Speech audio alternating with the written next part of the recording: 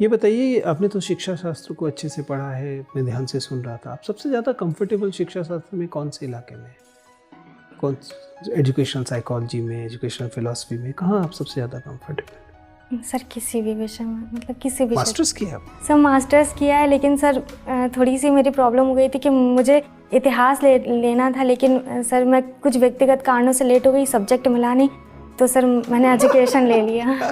तो आपने उससे बिना पढ़े पास किया? सर हाँ, नहीं मतलब बिना पढ़े नहीं पास किया सर, इजी नोट्स आती थी सर, उससे पढ़ के दिया है तो सर। तो क्या मैं ये निष्कर्ष निकाल सकता हूँ कि आप एक गंभीर अध्येता होने की बजाय इजी नोट्स के भरोसे ही यहाँ पर भी हैं?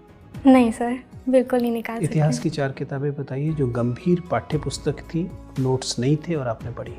सर मैंने झायन माली पढ़ी है। किताब का टाइटल बताइए। सर उसको कम अच्छे से पढ़ा है, लेकिन मैंने मणि सर की सारी नोट्स पढ़ी है सर अच्छे से। नोट्स, मैंने कहा नोट्स और गाइड्स नहीं बतानी।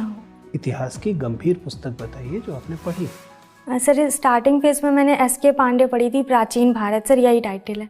जब आप स्वयं ही ये घोषणाएं करना शुरू करती हैं कि आप गंभीर नहीं रहती हैं, आप तो गाइडें पढ़ के पास हो जाती हैं, ये सब अपने पाँव पे कुल्हाड़ी मारने वाली बात है। नहीं सर, नहीं बोलनी थी, पर सर वो सच्चाई निकल गई सर।